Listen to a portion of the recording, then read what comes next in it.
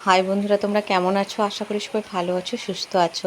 তোমাদের কাছে একটা নতুন ভিডিও নিয়ে চলে এলাম। আমার তনিমার গৃহকোণ চ্যানেলটা যারা দেখো, যারা এখনও সাবস্ক্রাইব করোনি, তোমরা ঝটপট সাবস্ক্রাইব করো। সন্ধ্যা থেকে ব্লগটা শুরু করলাম, সন্ধ্যা নিবেদন করেছি। তো হাজব্যান্ড এখানে আসলো অফিস থেকে, আসার পথে সিঙ্গারা এনেছে। তো আমি, সোনাই আর হাজব্যান্ড তিনজনেরই তিনটে সিঙ্গারা, বেশিরভাগ দুটোই আনা হয়।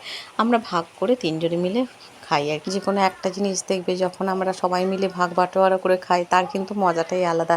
আর যদি কাউকে শেয়ার না করতে হয় তখন হ্যাঁ, পেটটা ভরে, মনটা শান্তি হয়, কিন্তু এই যে মানে অনুভূতিটা, যেটা তিনজনে একসাথে ভাগ করে খেলাম, বা ছোট একটা হয়তো সামান্য জিনিস, সেটা যখন আরও 4-5 জনের মধ্যে সেটা আমরা যখন ভাগ বাটোয়ারা করে খাই, তার মজাটাই দেখবে হয়তো পরিমাণে অল্প হয়, কিন্তু সেটা একটা আলাদা অনুভূতি, আলাদা একটা তার মধ্যে ভালোবাসা জড়িয়ে থাকে।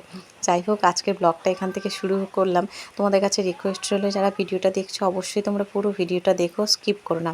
সোনাইকে একটু সস দিয়ে দিয়েছি, আজকে সোনাই মুড়ি খেলো না, কিন্তু আমরা একটু মুড়ি চা খেলাম। তারপরে যথারীতি পড়তে বসে গেছে সোনাই হাজব্যান্ডের কাছে। আর আমি ওদিকে ভিডিওর কাজ বলো বা সংসারের টুকিটাকি গোছানো গাছানোর কাজগুলো এই সময়টায় করে থাকি। হাজব্যান্ড বাড়িতে থাকলে পড়ানোর দায়িত্বটা হাজব্যান্ডই নিজের ঘাড়ে নিয়ে নেয়, যার জন্য আমাকে আর এদিকে কিছু করতে হয় না। আজকে খুব খিচুড়ি খেতে ইচ্ছা হচ্ছে, যেহেতু বাইরে অনবরত বৃষ্টি চলছে। আর এই বৃষ্টির দিনে কার না ভালো লাগে খিচুড়ি খেতে বলো? এদিকে মুগ মসুর মিক্সড করে আর শুধু আলু সবজি ছিল, এই দিয়েই খিচুড়িটা বানালাম। তার সাথে একটু ডিম ভাজা করে নিয়েছি, এই দিয়ে সোনাইকেও দিয়েছি, হাজব্যান্ডকে। সোনাইও ভীষণ পছন্দ করে জানো তো খিচুড়ি খেতে। ওই দিন খাওয়া দাওয়ার পর তো আমরা শুয়ে গিয়েছিলাম, পরের দিন এটা সকালবেলায়। আর দেখো, সকাল থেকে বৃষ্টি শুরু হয়েছে, মানে রাতেও হয়েছে, সকালেও হয়েছে। বেশ রাস্তাঘাট আমাদের শুকিয়ে গিয়েছিল, ভাবলাম যে এই বছর পুজোর আগে রাস্তাঘাট সব শুকনো থাকবে, কিন্তু তার কই। এই যে বৃষ্টি, একদম সে ভরা বর্ষার মতো রাস্তাঘাট আবার জলে ডুবে গেছে। আমাদের বাড়ির সামনেটা যদিও তেমন জল হয়নি, কিন্তু একটু দূরে রাস্তাটা ডুবে গেছে আর কি। মানে বাড়ি থেকে একটু এগিয়ে গিয়ে রাস্তাটা ডুবে গেছে। তো ওই পা ডুবে যায় ওই রাস্তাতেই, যেহেতু আমাদের মানে স্টেশনে বলো, বাজারঘাটে যেতে হয়, দুদিকে রাস্তায় জলে ডুবে গেছে। সকালবেলায় উঠে পড়েছি, হাজব্যান্ড তো অফিসে যাবে, তো আমি রান্নাবান্নাগুলো বসাবো। আর এখন এই যে ব্রাশটা করে নিলাম, সকালবেলায় উঠে চুল টুলগুলো একটু বেশ ফ্রেশ করে বেঁধে নিয়ে আর ব্রাশটা করে নিলে দেখবে অনেকটা ফ্রেশ লাগে। আর ওই উঠেই তাড়াহুড়ো করে রান্না বসালে দেখবে একটা যেন কীরকম একটা জড়তা থাকে, কাটে না কিছুতেই।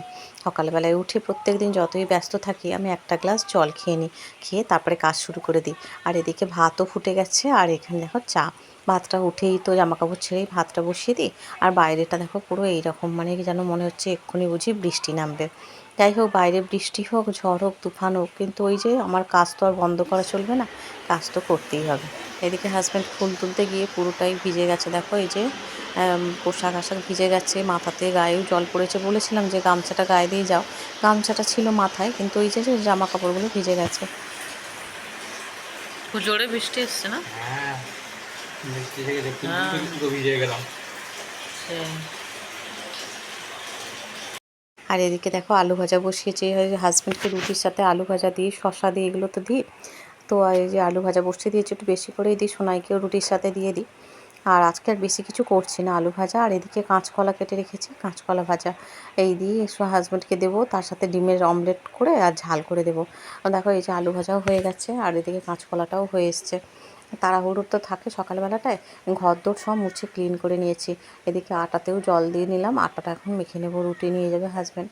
ওদিকে সোনাইও উঠে পড়েছে দেখতে দেখতে। তো আমার তো এদিকে কাজ সারতে সারতে অনেকটা লেট হয়ে যায়, তাই সোনাইকেও আমি এই যে বিস্কিট আর লিকার চাটা দিয়ে দিলাম। তো সোনাইয়ের এই যে বিস্কিট, এই হাইড অ্যান্ড সিক বিস্কিটটা সোনাই খাবে, আর এদিকে হাজব্যান্ড দুজনেরই চা দিয়ে দিলাম। বললাম যে তোমরা ওই ঘরে গিয়ে দুজনে খাও, আমি এদিকে সব খাবার দাবারগুলো সব গুছিয়ে গাছিয়ে নিই। তো সোনাই উঠে এই যে মশারির ভেতরে, এখনও মশারি খোলেনি, যেহেতু ঠান্ডা ঠান্ডা ওয়েদারটা আছে, তাই বললাম সোনাই মশারির ভেতরে বসে খেয়ে নে বিস্কিটটা, আর আগে একটু জল খাইয়ে দিই ওকে। তারপরে এই যে খেয়ে দিয়ে এখন এই বসেছে, আর এখন ওর সাথে একটু কথা বলছি, মজা করছি। হাজব্যান্ড কিন্তু এখন অফিসের উদ্দেশ্যে রওনা হয়ে গেছে না তো। তারপরে এসে এই মশারি টশারি খুলে এবার ওর পেছনে কিছুটা সময় দিতে হবে, বালিশ টালিশ গোছাবো, বিছানাপত্র গোছাবো। বাচ্চাদের তো ওদেরকে অনেকটা মানে রেডি করতেও সময় লাগে জানো তো। যে ঘুম থেকে ওঠার পর যদিও সোনাই তেমন কিছু ঝামেলা করে না, কিন্তু তবুও আমার ভালো লাগে। এই যে ছোট বয়সটা, এই বয়সটাতে চলে গেলে আর আসবে না বলো। এই সময় একটু ওকে ফ্রেশ করে দেওয়া, একটু ওর সাথে কথা বলা, একটু সকালবেলাটায় ওর মন মেজাজ একটু মানে খিটখিটে থাকে বাচ্চাদের। কিন্তু ওই যে ওদের সাথে একটু মানে আনন্দ করা, খুনসুটি করা, এইগুলো আমি সকালবেলায় করে থাকি। আমি হাজব্যান্ড অফিসে চলে যাওয়ার পর সোনাইয়ের সাথে কিছুটা সময় গল্প করি, ওর সাথে মজা করি, হাসি, ওকে একটু লাগাই, হ্যাঁ। তো এইসব করার পর তারপরে ওকে নিয়ে পড়াতে বসি বা আমার অন্যান্য কাজ থাকলে সেগুলো আমি করতে যাই। আর দেখছো এরকম করলে না ওরা বেশ একটা নর্মাল মুডে ফিরে আসছে, নাহলে সকালবেলাটা তো একটু মুডটা মানে বিগড়ে থাকে ওদের। তো তারপরে দেখো এই যে এখন বললাম শোনে তুমি পড়তে বসো, আমি এদিকে কাজ বাজগুলো করে নিই। দেখো কত সুন্দরভাবে পড়তে বসে যাচ্ছে, কিন্তু ওই যে ওঠার পর কিছুটা সময় ওদের সাথে খুব ভালোভাবে কথাবার্তা বলো, সব কিছু করতে হয়। তো এই যে এখন শোনে পড়তে বসবে, আর আমি এদিকে গোছগাছ করে একেবারে ঘর দোরগুলো মুছে নেব। ছোটোবেলাটা হলো খুব ভাইটাল, জানো তো। এই বয়সে এই সময়টায় তুমি যেমনভাবে বাচ্চাদের তৈরি করবে ওরা ঠিক তেমনভাবে তৈরি হবে।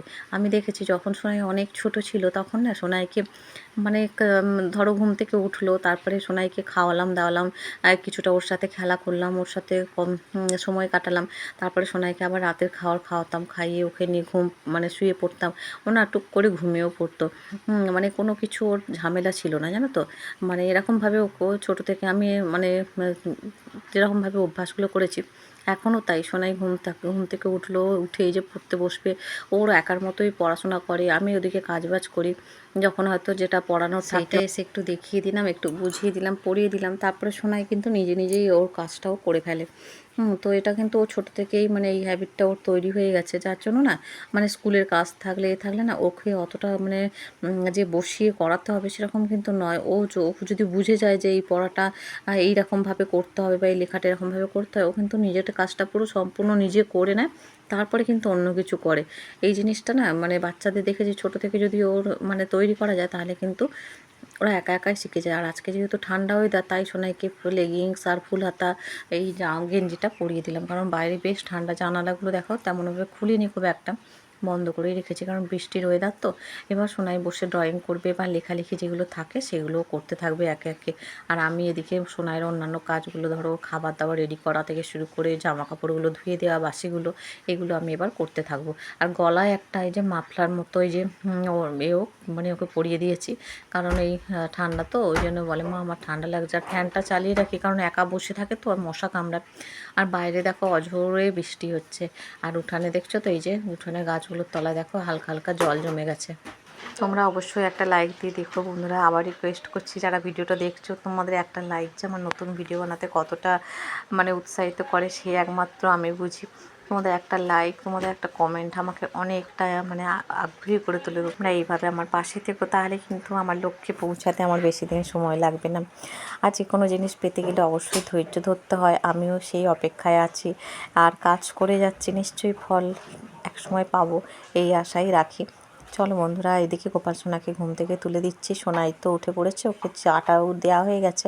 এখন এই গোপাল সোনাকে এবার তুলে গোপাল সোনাকে স্নান করে জামাকাপড় পরিয়ে একেবারে পূজাটা দিয়ে নিলাম। দেখো ভগবানের সকাল সকাল দর্শন করেই দিলাম। আর ভগবানের পূজাটা হলে না মনটাও অনেকটা শান্তি লাগে, বেশ ভালো লাগে। এদিকে রুটি করা হয়ে গেছে, দেখো আটা বেশ কিছুটা তো এক্সট্রা মেখে রাখি, কারণ সোনাই খায়, আমি খাই।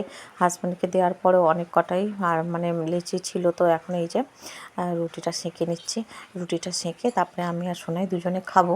আজকে আবার একটু বেরোনোর কথা আছে আর কি, তো সেই জন্য ওয়েদারটা তো খারাপ, তাই সোনাইকে নিয়ে বেরোবো, তাই ভাবছি যে কী করবো।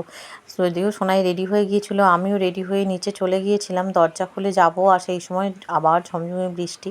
আজকে আর যাওয়াটা হলো না, ক্যান্সেল হয়ে গেল। অনেক কিছু দরকারি কাজও ছিল জানো তো, আজকে আর সেগুলো করতে পারলাম না। সকালে তাড়াহুড়ো করে এই যে রান্না করে রেখেছিলাম আলু সেদ্ধ, ডিম সেদ্ধ, ডাল, এগুলো খেয়ে নিলাম দুজনে ভাগ করে। আর এখানে দেখো সন্ধেবেলায় ফিরে এলাম, এখন কিন্তু সন্ধ্যার সময়। তো তারপরে আমরা এসে একটু সোনাইকে থামিয়ে মানে কান্নাকাটি করছিল, চলো মা কেন এলে না, এরকম। যাই হোক ছোটো মানুষ তো, ওকে বুঝিয়ে বাঁচিয়ে এখন মোটামুটি একটু শান্ত করে তারপরে এখন এই বিকেলবেলা একটু চা খাচ্ছি দুজনে মিলে। তো সোনাই এখন চা খেয়ে একটু ওর সাথে খেলা করব। তো সোনাইয়ের সাথে খেলা করার পর একটু ওকে চাউমিন করে দিলাম। এখন কিন্তু বেশ কিছুটা সময় পার করে ফেলেছি, আর ওকে চাউমিন করে দিলাম। সোনাই খাক, আর আমি ওদিকে গোপাল সোনাকে শয়নে দেবো। ওকে আমি এদিকে সব পড়াতে বসিয়ে বা কিছু খাওয়া দাওয়া করে রেডি করে আমি কিন্তু এক দফা করে কাজ সারি, এরকমভাবে বাচ্চা নিয়ে ম্যানেজ করতে হয়। যাক, ভিডিওটা দেখতে দেখতে একদম শেষ পর্যায়ে চলে এসেছি। এতক্ষণ যারা আমার সাথে ছিলে তোমাদের অসংখ্য ধন্যবাদ আমার পাশে থাকার জন্য, ভিডিওটা দেখার জন্য।